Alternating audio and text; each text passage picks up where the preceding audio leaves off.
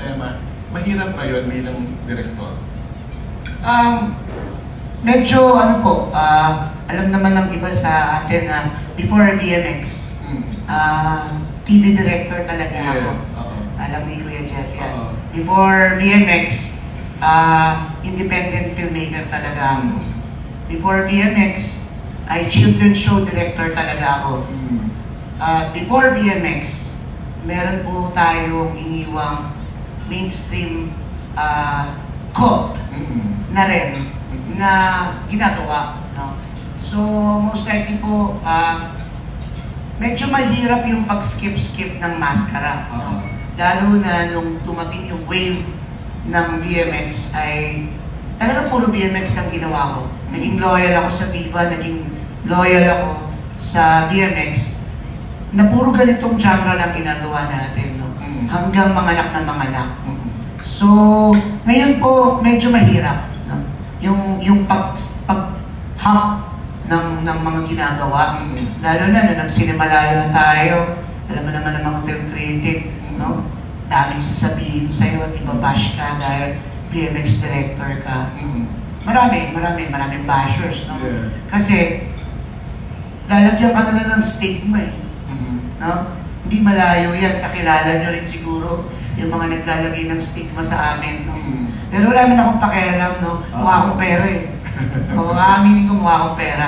Wala akong pakialam. Okay. Gagawin at gagawin natin kahit anong genre. Okay. Yun lang po. Thank you. Maraming salamat, Direk. Thank you, Will.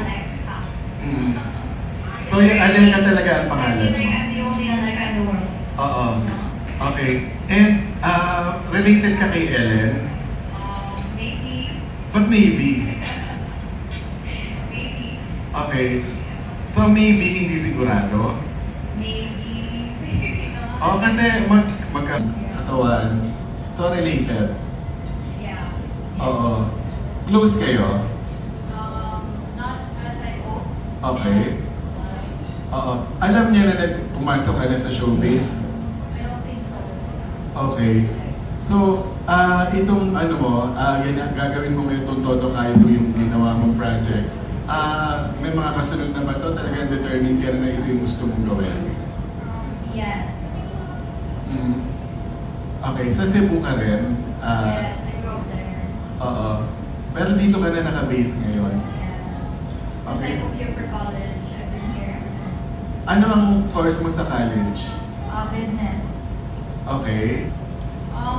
Well, everyone in my life has been telling me, oh, bakit di ka mag-artista ka. So now I finally took the time to focus on that. Because I have built businesses already. Okay. So ano yung mga business na nabuo mo? I've had food business, Okay. which that was very difficult. Now I'm in the wellness and fitness industry. Oh. So I'm opening something this September. So I have a lot of things in my plate. I enjoy life to the maximum, and now I'm doing some of these artistic endeavors. Okay. So I do painting also, but now back to business and then may pagka-artista. Because, you know, I'm just listening to advices that people give me, and they always say, huwag mo sayangin yung beauty mo, yung life mo, yung youth mo. Ini-enjoy mo siya? Yes. Okay. After doing... Can you give us yung specific example? Ano yung mga trabaho na pwede makita dito sa DOS? Naku, this is po ba ito? Ay, Joke, I'm joking. Kung wala Grab, ewan ko sa inyo, palagay ko, mga dalawang nakapanood sa inyo ng Siglo, ni Vince Relon at ni Christine Bermas. Pelikulang ito ay dinirect ko noong 2000. Noong 2022 ay tungkol sa isang Grab driver na na-inlove sa isang sugar daddy ng isang politician. Merong sexual tension between the Grab driver and the girl.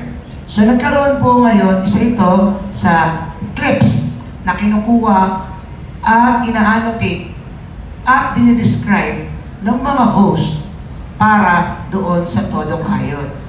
So itong Todo Kayod DOS na feature po yun. Kunwari, for example, si Bobby Bonifacio ay gumawa ng tungkol sa security guard, Lady Guard yung episode. Ang Lady Guard ay tungkol sa mga lady guard na nasa session, nagkakaroon ng schedule tuwing gabi na may sexual tension din at may mga sexual activities sa gabi. Mga clips doon ay binuo at inannotate ng dalawang host, ni Sahara Bernales and Aleka Adarna. Yan. Thank you, Direk. Thank you po. Would you say na mas madaling gawin ito kaysa dun sa mga nakasanayan mong pelikula? Oo naman po. Opo naman. Kasi po, yung pelikula yun. Itong Todo Kayo, parang ako, i-quote man ako ng mga tao, it's a content. No? It's content na binuo para talaga sa audience ng BMX. No? Hindi po siya pelikula. No? Siyempre, ang pelikula ay may kaluluwa, ay may amoy, may pakiramdam, at may nararamdaman ka after ng pelikula. No? Ito ay content. Content talaga ito para sa fan ng BMX. Okay. Yes. Thank you, Direk. Thank you po. Thank you po Next sa question question. to Ms. Aleka. First project mo po ba with BMX? Or meron ng previous one? Yes, it is my first project with DMX. Kamusta yung experience and what have you learned dun sa experience mo? As an artist na ngayon, as a person? I had a really good experience with Direct and the whole crew. I felt very comfortable. Actually, I felt more at home. At first, I thought it would be difficult, but it really wasn't. It was a piece of cake. I had a great time, great energy with everyone. I'm totally being honest. And I hope to do more. So, confident. It feels relaxing. It feels natural. May mga ginawa ka bang preparations, na workshop ka ba? Ano yung ginawa mo before this project? I think I just put my headspace and practiced my lines. I was with Direct. He kept coaching me about confidence, and I just went for it. You have to really give it your natural vibe, your aura to this kind of industry and film. So I just went with it through using my heart and the energy around me. Everyone was supportive, everyone was directing me. So I'm just so grateful for the crew and Direct's time with us. And sayang wala si Sahara, but kamusta siya katrabaho? She was also very soft with me. She handled me really well. Everyone just made me feel so welcomed and like prepared me. That's why I just feel like I'm really grateful because everyone was there to help me along the way. Okay, thank you and congratulations po. Thank Okay. you. Maraming salamat po. Ngayon naman, pakinggan natin ang mga tanong ni Mark Magadia from Maganda Ba Movie. Good afternoon, Miss Anna. Yes, first question ko muna kay Direk. Kasi parang napapansin ko, recently nagiging madalas yung ganitong parang special presentation for parang special content sa BMX. So, paano mo direct ma-express sa fans ng BMX or sa audience to say na magiging excited sila para sa ganitong sa itong tipo ng content, yung katulad ng sa Todo Kayo 2. What would make them excited to look forward to watch this type of contents? Yeah. Una, market. No? Una, market. Pag nanood ka ng isang BMX film, 2 o 3 babae lang mapapanood mo. No? Pag nanood ka ng Todo Kayo o any non-narrative content ng ganito ng BMX, mga 25 na babae at 35 na lalaki, makikita mo, no? Na mapaulit-ulit mo sila makikita, no? Meaning may iba't ibang kwento, no? So, content-wise, eat all you can. Eat all you can. Buffet. Buffet ito, no? Buffet yung panonood mo ng ganitong content. Kasi nga, created talaga itong narrative para sa BMX fans. Bakit may ganito ba talaga sa security agencies? Meron. Based sa research, meron. Kaya, nagreklamo sila sa Viva, tapos, research naman, totoo naman, at wala namang sinabing agency particular. So, wala namang ano. At napakalakas nun. Si Angela Morena, yung leader ron, no? So, yun.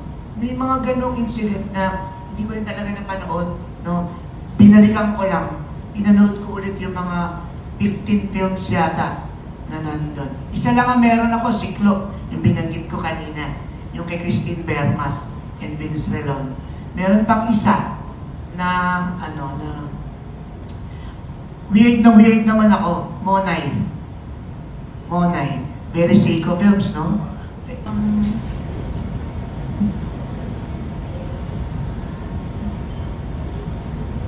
No advice.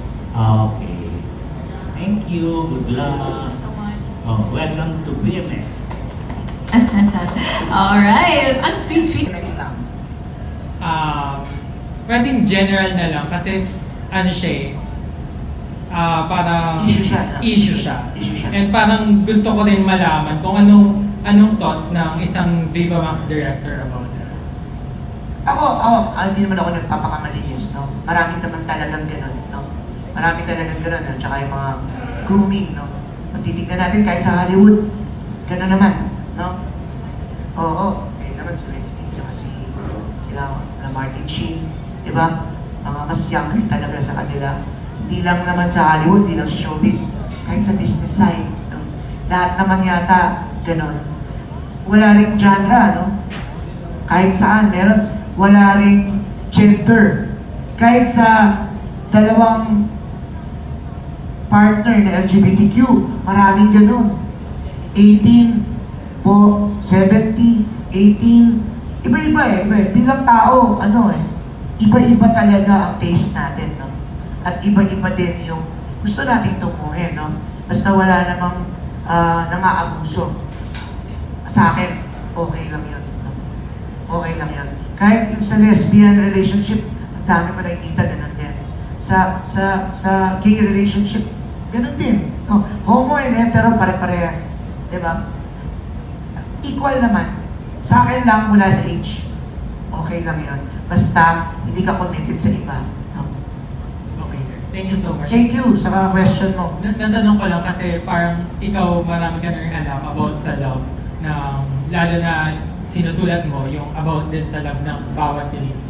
And for Aleka, and kung magkakaroon ka dahil nga si Sir Derek Roman, pupunta na rin siya sa mainstream ngayon, ikaw ba willing ka na after mo dito sa Viva Max, magkakaroon ka rin ng mainstream like Viva One? Oh yes, of course. I've already worked on Avenues of a Diamond, and also the movie Special Memories. Last question, Aleka. Ano mas mahirap? Yung doon sa mainstream or dito sa Viva Max? Mainstream. Why? I don't know why, but with Viva Max, I really just felt at home. It was carefree, a feeling of freedom and passion, and everyone was just so accommodating and made me feel so safe and prioritized and pampered. So that's why I just feel like I could do more or be more of who I am with BMX. Thank you, Aleka. Mas totoo kasi hindi kami ni Papanggap. Joke lang. Congratulations. Parang, syempre, super natutuwa po ako. Pero para po sa akin, parang hindi ko naman po siya kamukha. Siguro sa kilay lang po dahil yung kilay ko po is makapal po talaga. So parang feeling ko, baka ayun yung ano namin dalawa kasi same kami ng kilay. Pero parang hindi naman po ata malayo. Yun lang po. Okay. Yung veteranong actor. Sino ba? Siguro po si Albert Martinez. Kasi super idol ko po talaga siya pagdating sa acting, ganyan. Tsaka, feeling ko bagay po kami kahit na yung mga ano lang, yung onting ano lang, romance na ano, ganyan, yun lang. May following question si Sir Eugene. Ano ba? Kapag niligawan ka daw ba ni Sir Albert? Go ka daw ba? Meron po bang asawa si Sir? Wala. Ah, wala. Sige, pwede. Joke. Hindi ko na Pwede. Thank you so much for Fans, ganyan. Ay, natanggap naman po niya. Super, na-shock lang. opo, super grateful naman siya sa akin ngayon. As in, talagang pinopost niya pa nga yung mga movie ko, ganyan. Yun po. Okay, thank you. Thank you po. Okay, thank you so much, Miss Jolly. Now moving on to Tempo, we have Neil Ram. Bahala na ka ako, basta maayos lang. Yan. Well, it's a brave thing to do naman. Ganun naman talaga tayo lahat pag nagtatrabaho. Gaya Yes, ng kanina tama. pelikula, Mm-mm. kayod nga daw tayo. Yes. Anyway, anong pinakamalaking bagay na natutunan niyo po rito sa paggawa ng Dance Girl? I mean, anong naidagdag nito sa iyong artistry, sa iyong pagiging actress, at sa iyong pagiging, you know, the whole persona of Astrid Lee? I asked to be a lead role for a festival last year. And I almost worked with this girl here, actually, funny enough. But yeah, I've been asked before to do a lead role. And even back in Canada, the first time I did a lead actor for a Canadian film, I had to do a sex scene there. I don't know, it doesn't matter to me. So, I did won Best Actor for that role. So, for me, I've always seen it that way. It's an art form. So, if there's someone who wants to give me a BMX film, and it's action, even better. Who among our actresses today ang gusto mo makasama sa Viva Max? Kailangan direct may pangalan. Name drop. Kung sexy ka, papayag ko siya. I'd love to work with Astrid. That's just a safe answer because she's next to me. Thank you, Direk. For Astrid naman, since yung life pa, meron ka rin mga offer sa mga daddy-daddy, parang mga ganyan, mga indecent proposals, mga ganun, and how you handle it? Nung last press con ko po, meron na din pong nag-ask sa akin yan. And sabi ko nga po, meron pong nag-offer sa akin. Pero hindi ko po siya tinanggap. Kasi hindi naman po kailangan eh. Yan po. Pero ikaw, Astrid, more on, mas preferred mo ba ang daddy o bagets? Para sa akin po, gusto ko po yung daddy talaga. Hindi ko alam kung bakit eh. As in talagang nakakagusto ako sa 30, 35, 40. Hindi ko alam kung normal pa yun. 45 pwede pa din. Ganon. Yun po. Wala po. At saka hindi din po ako nagpapaligaw eh. Bakit? Kasi po parang mababaliw po ako pag if ever nagka-boyfriend po ako. Kasi talagang mawawala ako sa career. And then August 11 on VMX exclusively. Alright, maraming salamat.